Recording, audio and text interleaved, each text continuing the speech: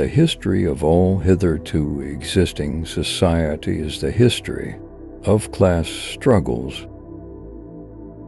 Religion is the opium of the people. Workers of the world, unite.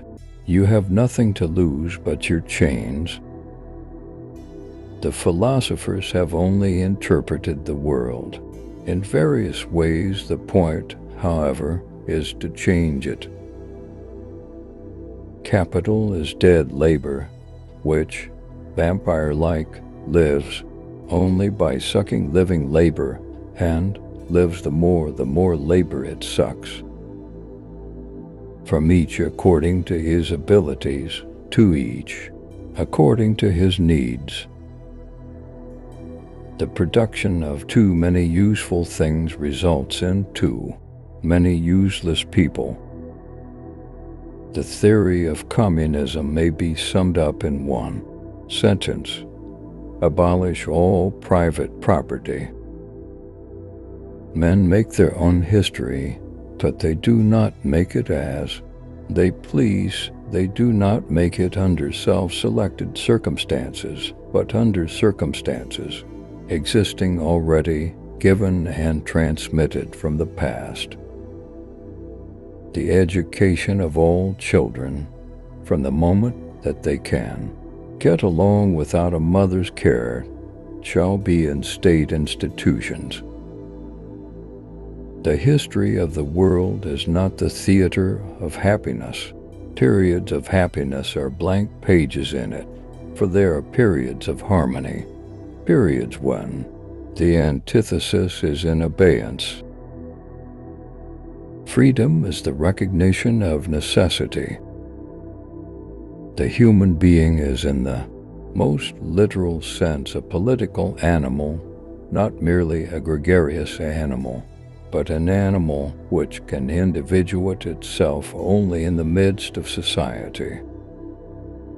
The oppressed are allowed once every few years to decide which particular representatives of the oppressing class are to represent and repress them. The ruling ideas of each age have ever been the ideas of its ruling class. All that is solid melts into air, all that is holy is profaned, and man is at last compelled to face with sober senses his real conditions of life and his relations with his kind. The art of politics consists in knowing precisely when it is necessary to hit an opponent slightly below the belt. In a higher phase of communist society, only then can the narrow horizon of bourgeois right be fully left behind and society inscribe on its banners, from each according to his ability, to each according to his needs. The bureaucracy is a circle from which no one can escape.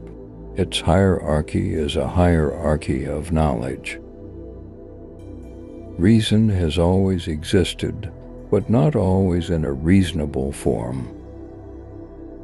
The proletarians have nothing to lose but their chains. They have a world to win. Workingmen of all countries unite. The tradition of all the dead generations weighs like a nightmare on the brain of the living. Religion is the sigh of the oppressed creature, the heart of a heartless world, and the soul of soulless conditions. It is the opium of the people. Society does not consist of individuals, but expresses the sum of interrelations, the relations within which these individuals stand. The bourgeoisie cannot exist without constantly revolutionizing the instruments of production, and thereby the relations of production, and within the whole relations of society. The oppressed are allowed once every few years to decide which particular representatives of the oppressing class are to represent and repress them. Social progress can be measured by the social position of the female sex. In every revolution, it takes only a moment to destroy an old governmental power, but it takes decades to build a new one. The less you eat, drink, buy books, go to the theater, go dancing, go drinking, think, love, theorize, sing, paint, fence, etc., the more you save, and the greater becomes your treasure, which neither moths nor dust will devour. The worker becomes an ever cheaper commodity. The more commodities he creates,